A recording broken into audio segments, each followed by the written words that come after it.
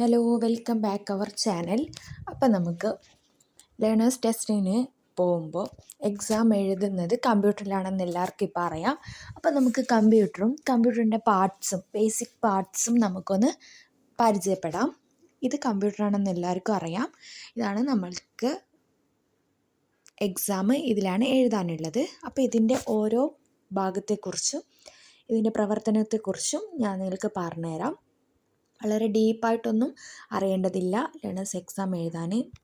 കമ്പ്യൂട്ടറിൽ നല്ല നോളജുള്ള ആൾക്കാർക്ക് വേണ്ടിയിട്ടല്ല, ഒന്ന് പരിചയപ്പെട്ടിട്ട് പോലും ഇല്ലാത്ത ആൾക്കാർക്ക് ഈ വീഡിയോ ഉപകാരപ്പെടും. അപ്പോൾ ഇതാണ് കീബോർഡ്. നമ്മുടെ ലെറ്റേഴ്സും നമ്പേഴ്സും എല്ലാം ഈ കീബോർഡിലാണ് ഉണ്ടാവുക. അപ്പോൾ കീബോർഡ്സിലുള്ള ലെറ്റേഴ്സൊക്കെ നമ്മുടെ ഫോണുമായിട്ട് കുറച്ച് സാമ്യമുണ്ട്. ഇനി ഇതാണ് നമ്മുടെ മൗസ്. ഇത് വെച്ചിട്ടാണ് നമ്മൾ സ്ക്രീനിനെ കൺട്രോൾ ചെയ്യുന്നത്. ഇതിൻ്റെ ലെഫ്റ്റും റൈറ്റും ആയിട്ട് ക്ലിക്ക് ബട്ടൺസ് ഉണ്ട്. അപ്പോൾ ഈ ക്ലിക്ക് ചെയ്താൽ നമുക്ക് ഓപ്ഷൻസൊക്കെ ക്ലിക്ക് ചെയ്ത് കഴിഞ്ഞാൽ അവിടെ ടിക്കായിട്ട് മാർക്കായിട്ട് വീണും. പിന്നെ ഇതിങ്ങനെ മൂവ് ചെയ്താൽ നമ്മൾ അതിൻ്റെ ഉള്ളിൽ എവിടേക്കാണോ നമ്മൾ ആ കേഴ്സർ കൊണ്ടുപോകേണ്ടത്, ഇപ്പോൾ വിരലിന് പകരമായിട്ടുള്ളതാണ് കമ്പ്യൂട്ടറിൽ കേഴ്സറിന് നമ്മൾ ആ ഏറോ മാർക്കിലോട് കൂടിയിട്ട് വരിക. അതിനെ നമ്മൾ എവിടെയാണോ നമ്മൾ മൂവ് ചെയ്യിക്കേണ്ടത്, ഇപ്പോൾ ഫസ്റ്റ് ക്വസ്റ്റ്യനിൽ ലാസ്റ്റിലേക്ക് മൂവ് ചെയ്യിക്കണമെങ്കിൽ അതാണ് ഉപയോഗിക്കുക. അപ്പോൾ ഞാൻ പറഞ്ഞ കേഴ്സർ ഇതാണ്. ഇത് ആ ഒരു മൗസ് ഉപയോഗിച്ച് ഈ കേഴ്സറിനെ നമുക്ക് കൺട്രോൾ ചെയ്യാം, മൂവ് ചെയ്യിപ്പിച്ചിട്ട്. പിന്നെയുള്ളത് ഈ മൗസിൽ തന്നെയുള്ള ഒരു വീലാണ്. ഈ സെൻറ്റർ ഭാഗത്തായിട്ട് നിങ്ങൾക്കൊരു വീല് കാണാൻ പറ്റും, ഒരു ഇങ്ങനെ താഴോട്ടേക്ക് സ്ക്രോൾ ചെയ്യാൻ വേണ്ടിയിട്ട്. ഇതും നമുക്ക് അത്യാവശ്യമായിട്ട് വേണ്ടതാണ്. കാരണം തേർഡ് ക്വസ്റ്റ്യൻ്റെ താഴെ ഭാഗത്തായിട്ടാണ് നമ്മുടെ ക്യാപ്ച ഉണ്ടായിരിക്കുക. അപ്പോൾ സ്ക്രീനിനെ നമുക്ക് താഴോട്ട് വലിക്കണമെങ്കിൽ ഈ സ്ക്രോള് നമ്മൾ പഠിച്ചിരിക്കണം, ഈ വീല് പഠിച്ചിരിക്കണം.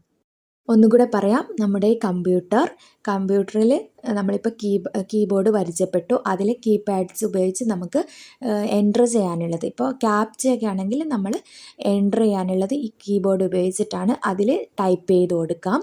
പിന്നെ നമ്മുടെ ക്വസ്റ്റ്യൻ ആൻസർ ചെയ്യാൻ വേണ്ടിയിട്ട് നമുക്ക് 4 ഓപ്ഷൻസ് തരും. അതിലൊരു ഓപ്ഷൻ സെലക്ട് ചെയ്യണമെങ്കിൽ നമുക്ക് ഈ മൗസ് ഉപയോഗിച്ചിട്ടാണ് സെലക്ട് ചെയ്യുക.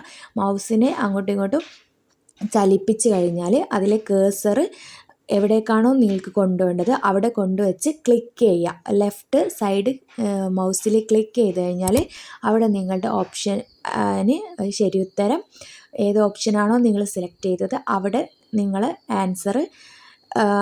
പിന്നെ ആ മൗസിലുള്ള സെൻറ്റർ ഭാഗത്തുള്ള ആ ഒരു ആ വീല് നമുക്കിങ്ങനെ ചലിപ്പിക്കുമ്പോൾ അത് താഴോട്ടേക്ക് വരും. അപ്പോൾ അത് നമ്മൾക്ക് ആ സ്ക്രീനിന് സ്ക്രോൾ ചെയ്യാൻ വേണ്ടിയിട്ടാണ്. ഇപ്പം നമ്മൾ മൊബൈലിലൊക്കെ നമ്മൾ മറ്റൊരു പേജിലേക്ക് പോകാൻ വേണ്ടിയിട്ട് ഇങ്ങനെ ടച്ച് ചെയ്യുന്ന പോലെ കമ്പ്യൂട്ടർ സ്ക്രീനിന് താഴോട്ടേക്ക് കൊണ്ടുവരണം. എന്നാൽ മാത്രമേ നമ്മൾ ക്യാപ്ച കാണുകയുള്ളൂ. അത് പ്രത്യേകം ഞാൻ കഴിഞ്ഞ വീഡിയോസിലൊക്കെ പറഞ്ഞിട്ടുണ്ട്. ആ ക്യാപ്ചയിലേക്ക് എത്തണമെങ്കിൽ ഈ മൗസിലെ സ്ക്രോൾ വെച്ച് താഴേക്ക് സ്ക്രോൾ ചെയ്യുക. അതിനു വേണ്ടി ഉപയോഗിക്കുന്ന ആ വീലാണ്, മൗസിലുള്ള ആ വീല് കൊണ്ടാണ് നമ്മൾ താഴേക്ക് സ്ക്രോൾ ചെയ്യേണ്ടത്. പിന്നെ കീബോർഡ് വെച്ച് കീബോർഡിലെ കീപാഡ്സ് കൊണ്ട് നമ്മൾക്ക് ടൈപ്പ് ചെയ്ത് കൊടുക്കാവുന്നതാണ്. അപ്പോൾ ഇതൊക്കെയാണ് പ്രധാനമായിട്ട് ശ്രദ്ധിക്കേണ്ട കാര്യങ്ങൾ. നമുക്ക് എങ്ങനെയാണ് ക്വസ്റ്റ്യൻസ് വരിക, അതിനെങ്ങനെയാണ് ആൻസർ ചെയ്യുക എന്നുള്ളത് ഒരു ഡെമോ ആയിട്ട് നോക്കാം. അതിൽ മൗസ് എങ്ങനെ യൂസ് ചെയ്യണം, കീബോർഡ് എങ്ങനെ യൂസ് ചെയ്യണം, ഓപ്ഷൻസ് എങ്ങനെ സെലക്ട് ചെയ്യണം എന്നൊക്കെയുള്ളത് ഞാൻ ഇതിൽ കാണിക്കുന്നുണ്ട്. ശ്രദ്ധിച്ച് കാണാം. അപ്പോൾ നമുക്ക് വീഡിയോയിലോട്ട് പോവാം. ഒരു കാര്യം പ്രത്യേകം ശ്രദ്ധിച്ച് ആ ഒരു ടൈമിനുള്ളിൽ തന്നെ നിങ്ങൾ ആൻസർ ചെയ്യാൻ വേണ്ടി ശ്രദ്ധിക്കുക. അപ്പോൾ ഇതാ ക്വസ്റ്റ്യൻസ് വന്നിട്ടുണ്ട്. ക്വസ്റ്റ്യൻസിൻ്റെ കൂടെ തന്നെ ടൈമറും ഉണ്ടാവും. 30 സെക്കൻഡ്സ് ആയിരിക്കും. അതിനുള്ളിൽ ആൻസർ ചെയ്യാൻ നോക്കണം. ഇനി 4 ഓപ്ഷൻസ് വരും, അതിൻ്റെ കൂടെ തന്നെ ആയിരിക്കും ഉണ്ടാവുക. ഇങ്ങനെയായിരിക്കും ക്വസ്റ്റ്യൻസും ഓപ്ഷൻസും ഉണ്ടാവുക. അപ്പോൾ ഇതിൽ 1, 2, 3, 4 ഏതാണോ ആൻസർ അത് നിങ്ങൾ സെലക്ട് ചെയ്യാണ് വേണ്ടത്. സെലക്ട് ചെയ്യാൻ വേണ്ടിയിട്ട് നമുക്ക് ഈ ചിത്രത്തിൽ കാണിച്ചിരിക്കുന്ന പോലെ മൗസും കേഴ്സറും ഉപയോഗിക്കാം. ഈ മൗസ് താഴെ കാണുന്ന ഈ മൗസ് ചലിപ്പിക്കുമ്പോൾ മേലെ കാണുന്ന ആ കേഴ്സർ ഉണ്ടല്ലോ, ഗ്രീനിലുള്ള ബാക്ക്ഗ്രൗണ്ടിലുള്ള അതും കൂടെ ചലിക്കുന്നതായിരിക്കും. അതിനെ കൊണ്ടുപോയി നിങ്ങൾ ഏതാണോ ഓപ്ഷൻ അവിടെ കൊണ്ടുപോയി ക്ലിക്ക് ചെയ്ത് കഴിഞ്ഞാൽ ആ ഒരു ഓപ്ഷൻ സെലക്ട് ആയിട്ടുണ്ടാവും. ഇനി നമ്മൾ മൗസ് ഇങ്ങനെ ചലിപ്പിക്കുമ്പോൾ സ്ക്രീനിൽ കേഴ്സർ വരും. ആ കേഴ്സർ ഏത് ഓപ്ഷനിൽ ഏത് ആൻസറിൻ്റെ നേരെയാണോ നിങ്ങൾക്ക് കൊണ്ടുപോകേണ്ടത് ആ ഒരു ആൻസറിൻ്റെ നേരേക്ക് നിങ്ങൾക്ക് കൊണ്ടുപോകാം. ഇനി ആൻസർ ചെയ്ത ശേഷം നമുക്ക് ഇനി ക്യാപ്ച അടിക്കണം.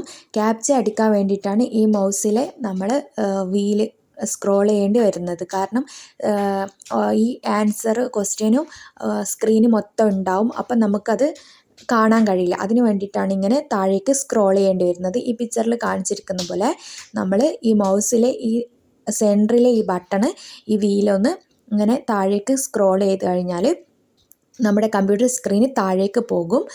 അപ്പോഴാണ് നമ്മൾ ആ ക്യാപ്ച കാണുന്നത്. അപ്പോൾ ഈ മൗസിലെ സെൻട്രൽ ഭാഗത്തുള്ള വീല് നമ്മളിങ്ങനെ താഴോട്ടേക്ക് സ്ക്രോൾ ചെയ്ത് കഴിഞ്ഞാൽ നമ്മുടെ സ്ക്രീനും ഓട്ടോമാറ്റിക്കായിട്ട് താഴോട്ടേക്ക് വരും. അവിടെ നിങ്ങൾക്ക് ക്യാപ്ച കാണാൻ കഴിയും. ശ്രദ്ധിക്കുക, ഇങ്ങനെയാണ് താഴേക്ക് സ്ക്രോൾ ചെയ്യേണ്ടത്. പിന്നെ ഇതിൻ്റെ ലെഫ്റ്റ് സൈഡിലും റൈറ്റ് സൈഡിലും നിങ്ങൾക്ക് ക്ലിക്ക് ബട്ടൺ ഉണ്ട്. ഓപ്ഷൻസ് ശരിയായ ആൻസർ ഏതാണോ അതിന് ക്ലിക്ക് ചെയ്ത് കഴിഞ്ഞാൽ വരുന്നതായിരിക്കും. അപ്പോൾ ഇത്രയേ ഉള്ളൂ. ഈസിയാണ്, സിമ്പിളാണ്.